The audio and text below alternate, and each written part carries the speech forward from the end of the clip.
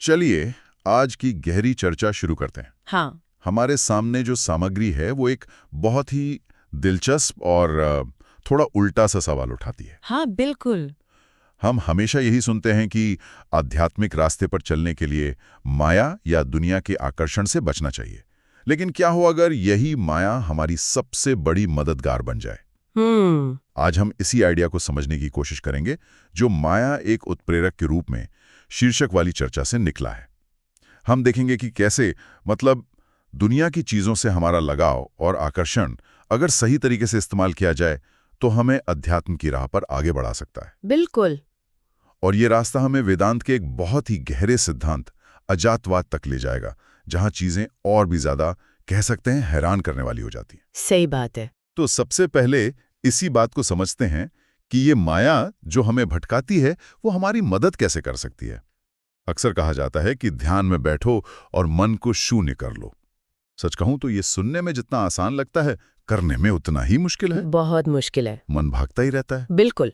शून्य ध्यान या निराकार पर ध्यान लगाना ये बहुत ऊंची अवस्था है। एक शुरुआती साधक के लिए तो ये लगभग नामुमकिन है। हाँ। मन की आदत है किसी ना किसी चीज को पकड़ने की, वो खाली नहीं रह सकता। और इसीलिए भक्ति मार्ग या प्रेम मार्ग को इतना महत्व दिया गया है।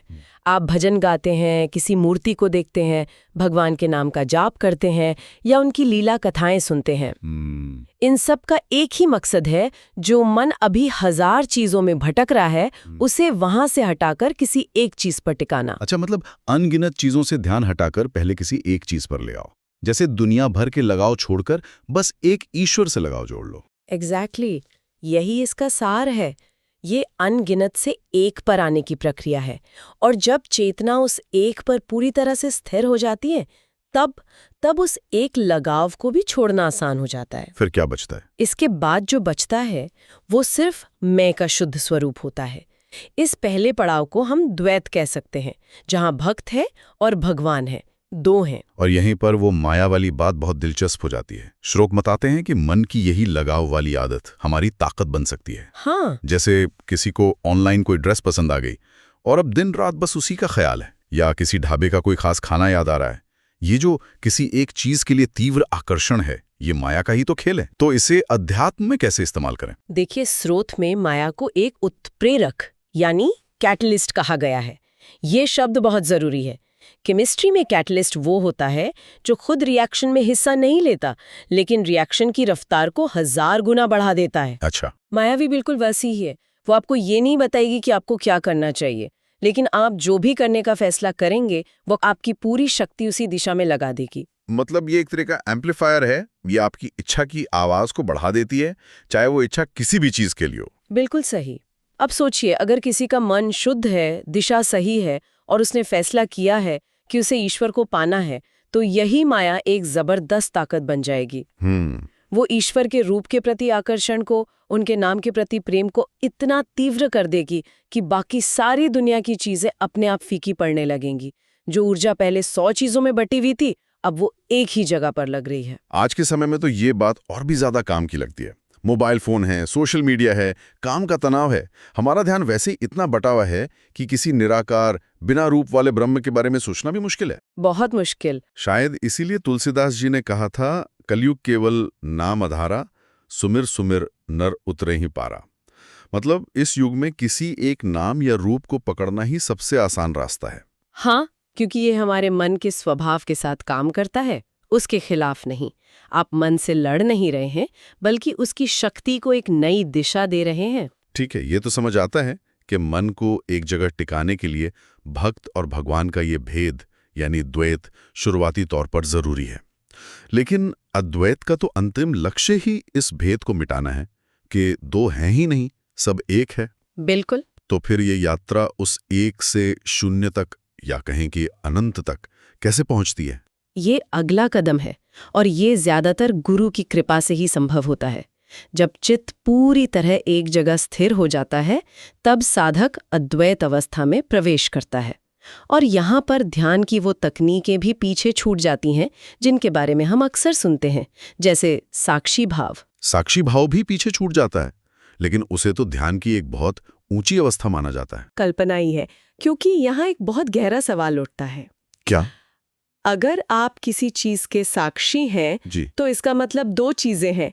एक आप जो देख रहे हैं और दूसरे वो विचार जिन्हें देखा जा रहा है। ये भी तो एक तरह का द्वैत ही हुआ, है ना? हाँ, ये तो है, देखने वाला और दृश्य। अजातवाद का सिद्धांत कहता है कि जब कोई दूसरा है ही नहीं, जब कुछ हो ही नहीं रहा, तो फिर साक्षी किस बात का? एक मिनट, जब कुछ हो ही नहीं रहा, ये सुनने में बहुत अजीब लगता है। मतलब ये दुनिया, ये विचार, ये सब। अद्वैत की परम अवस्था में ये सब मन की कल्पना मात्र है। सिद्धांत ये है कि वास्तव में कभी कुछ उत्पन्न हुआ ही नहीं। कभी कुछ उत्पन्न हुआ ही नहीं। न ये दुनिया बनी, न कोई विचार पैदा हुआ और न ही कोई देखने वाला है। जो है वो बस एक अखंड अविभाजित सत्य है। इसे ही अजातवाद कहते हैं। अ मतलब नहीं और जात मतलब पैदा हुआ। The doctrine of no origination. एक मिनट, यहीं पर मैं बुरी तरह उलझ गया हूँ क्योंकि मैंने आदि शंकराचार्य का वो प्रसिद्ध श्लोक पढ़ा है भज गोविंदम में, पुनरपि जननम पुनरपि मरणम पुनरपि जननी जठरे शयनम। इसका मतलब है बार बार जन्म लेना, बार बार मरना, बार बार माँ के गर्भ में सोना। ये तो सीधे सीधे जन्म और मृत्यु के अंतहीन चक्र की बात कर रहा है। हाँ, कर रहा है। और दूसरी तरफ आप कह रही हैं कि उनके गुरु के भी गुरु गौड़पादाचार्य ने अजातवाद का सिद्धांत दिया, जिसका मतलब है कि कुछ पैदा ही नहीं हुआ। ये तो एक दूसरे की बात को काटना हुआ। ये तो ऐसा है जैसे एक ही स्कूल के दो सबसे बड़े टीचर बिल्कुल उल्टी बातें सिखा रहे हो। ये कैसे मुमकिन है? ये बहुत ही शानदार सवाल है और पहली बार सुनने में ये एक बहुत बड़ा विरोधाभास लगता है। कई लोग इसी उलझन में फंस जाते हैं। हाँ। लेकिन इसका जवाब अद्वैत वेदांत के एक बहुत ही महत्वपूर्ण कॉन्सेप्ट में छिपा है, जो है सत्य के दो स्तर। स्रोत भी इसी की तरफ इशारा करते हैं। वेदांत कहता है कि सत्य एक जैसा नहीं है, उसे दो नजरियों से देखा जाता है। सत्य के दो स्तर, ये क्या है? पहला स्तर है व्यावहारिक सत्ता, जिसे हम अंग्रेजी में एम्पिरिकल रियलिटी कह सकते हैं। ये वो दुनिया है जिसे हम अपनी 5 इंद्रियों से अनुभव करते हैं। ये हम सबकी कॉमन रियलिटी है। ठीक है। जब शंकराचार्य पुनरपि जननम कहते हैं तो वो इसी व्यावहारिक सत्ता के स्तर पर बात कर रहे हैं। जब तक हम अज्ञान में हैं, जब तक हम खुद को ये शरीर और मन मानते हैं, तब तक हमारे लिए जन्म और मृत्यु 100% असली हैं। एक कठोर सच्चाई की तरह। हाँ, एक कठोर सच्चाई है। इस श्लोक का मकसद दुनिया में फंसे लोगों को ये एहसास दिलाना है कि देखो, तुम एक दर्दनाक चक्र में फंसे हो, इससे बाहर निकलने की कोशिश करो। अच्छा, तो ये उन लोगों के लिए है जो खुद को इस दुनिया का हिस्सा मानते हैं। और दूसरा स्तर क्या है? दूसरा स्तर है पारमार्थिक सत्ता, यानी एब्सोल्यूट रियलिटी। ये परम सत्य है। अजातवाद इसी परम सत्य का वर्णन है। ये वो नजर है जो आत्मज्ञान होने के बाद मिलती है। ओके। उस अवस्था में पहुंचकर ये बोध होता है कि जिसे मैं जन्म और मृत्यु समझ रहा था, वो तो एक भ्रम था। आत्मा तो अज है, यानी अजन्मा। वो न कभी पैदा हुई, न कभी मरेगी। तो एक सच अज्ञानी के नजरिए से है और दूसरा सच ज्ञानी के नजरिए से। लेकिन ये दो स्तर वाली बात अभी भी थोड़ी फिलोसॉफिकल और हैवी लग रही है। क्या इसे समझने का कोई आसान तरीका है? कोई रोजमर्रा की मिसाल? हाँ, बिल्कुल। श्रोत में इसके लिए एक बहुत ही सुंदर उदाहरण दिया गया है, सपने का उदाहरण। सपने का? हाँ, मान लीजिए आप एक सपना देख रहे हैं। उस सपने में आपका जन्म होता है, आप बड़े होते हैं, नौकरी करते हैं, शादी करते हैं और फिर बूढ़े होकर मर जाते हैं। जब तक आप सपने में हैं, तब तक वो जन्म, वो जीवन और वो मृत्यु सब कुछ आपके लिए एकदम असली है। सपने में लगी चोट का दर्द भी असली लगता है और खुशी भी असली लगती है। सही बात है, सपने के अंदर तो सब सच ही लगता है। लेकिन जैसे ही आपकी आंख खुलती है, 1 सेकंड में आपको क्या पता चलता है? कि वो सब सपना था। कुछ भी सच नहीं था। यही कि न कोई जन्म हुआ था, न कोई मृत्यु हुई। वो सब बस एक दिमागी खेल था।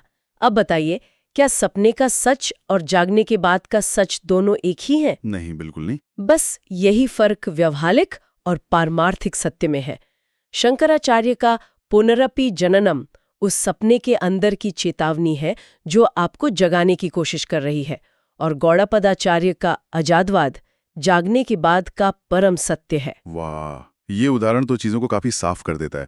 तो पुनरपि जनन एक तरह से हमें ये बताने की कोशिश है कि देखो, तुम एक बुरे सपने में फंसे हो, जागो। बिल्कुल। इस बात से मुझे एक और उदाहरण याद आ रहा है जो सोर्सेज में दिया गया था। सीढ़ी और छत का, वो भी शायद इसी पहेली को सुलझाता है। हाँ, वो भी एक बेहतरीन उदाहरण है। सोचिए कि अजातवाद का ज्ञान छत है, जो आपकी असली मंजिल है, और एक आम इंसान जो दुनिया में फंसा है वो जमीन पर खड़ा है। उससे पहले ये एहसास दिलाना जरूरी है कि मैं जमीन पर हूं और मुझे छत पर पहुंचना है। जन्म मृत्यु के चक्र की बात करना, भज गोविंदम के उपदेश, ये सब उस सीढ़ी की तरह है जिसके बिना छत पर पहुंचना मुमकिन नहीं है। बिल्कुल। ये सीढ़ी साधक को ये मानने के लिए मजबूर करती है कि मैं इस चक्र में फंसा हुआ हूं, ये दुखदाई है, मुझे इससे बाहर निकलना है। जब तक ये बेचैनी पैदा नहीं होगी तब तक कोई आध्यात्मिक यात्रा शुरू ही क्यों करेगा? सही बात है। लेकिन जब वो सीढ़ी का इस्तेमाल करके छत पर पहुंच जाता है तब उसे क्या दिखता है? उसे दिखता है कि बंधन तो एक भ्रम था, मैं तो हमेशा से आजाद ही था। छत पर पहुंचने के बाद क्या उस सीढ़ी की कोई जरूरत रह जाती है? नहीं, तब तो वो बेकार है। बिल्कुल, बल्कि छत के नजरिए से देखें तो सीढ़ी और जमीन दोनों नीचे रह जाते हैं। उसी तरह ज्ञान की अवस्था में पहुंचकर जन्म मृत्यु का चक्र एक सपना, एक भ्रम जैसा लगता है। तो शंकराचार्य का जन्म मृत्यु के चक्र की बात करना अजातवाद का खंडन नहीं है, बल्कि उस तक पहुंचने की पहली और सबसे जरूरी सीढ़ी लगाना है। एग्जैक्टली। ये सिखाने की एक प्रक्रिया है। पहले समस्या को मानना पड़ता है, तभी उसके समाधान की खोज शुरू होती है। तो आज की इस पूरी चर्चा को अगर हम समेटें तो इसका सार यह है कि जिसे हम माया या सांसारिक आकर्षण समझकर उससे दूर भागते हैं, हाँ, उसी की ऊर्जा को अगर सही दिशा दी जाए, हाँ, तो वो हमारी आध्यात्मिक यात्रा की शुरुआत कर सकती है। बिल्कुल। ये यात्रा द्वैत से शुरू होती है, यानी भक्त और भगवान के भेद से। फिर ये हमें अद्वैत की उस अवस्था तक ले जाती है जहां ये भेद मिट जाता है, और अंत में ये हमें अजातवाद जैसे परम सत्य तक पहुंचाती है, जहां जन्म और मृत्यु के सवाल ही बेमानी हो जाते हैं। और ये समझना भी बहुत जरूरी है कि एक सत्य दूसरे तक पहुंचने का रास्ता है। दोनों अपनी अपनी जगह सही और जरूरी हैं। बिल्कुल। व्यवहारिक सत्य को स्वीकार किए बिना कोई पारमार्थिक सत्य की खोज शुरू ही नहीं कर सकता। ये एक मनोवैज्ञानिक जरूरत भी है। ये मानना कि मैं संसार के दुखद चक्र में हूं, उस ज्ञान की खोज की पहली और अनिवार्य शर्त है, जो अंत में बताता है कि ये संसार और इसका चक्र वास्तव में कभी था ही नहीं। बिना सीढ़ी के छत पे नहीं पहुंचा जा सकता। हाँ, भले ही छत पर पहुंचकर वो सीढ़ी किसी काम की ना रहे। स्रोत बताते हैं ये अजातवाद पर ये चर्चा आगे भी जारी रहेगी। लेकिन आज की बातचीत हमें एक बहुत गहरे सवाल के साथ छोड़ जाती है, जिस पर सोचा जा सकता है। अगर परम सत्य यही है कि वास्तव में कुछ भी कभी पैदा ही नहीं हुआ, तो फिर ये जो दुनिया है, ये जो जीवन है जिसे हम हर पल अनुभव कर रहे हैं, इस अनुभव की असली प्रकृति क्या है? ये सब जो इतना ठोस और असली लगता है, वो आखिर है क्या?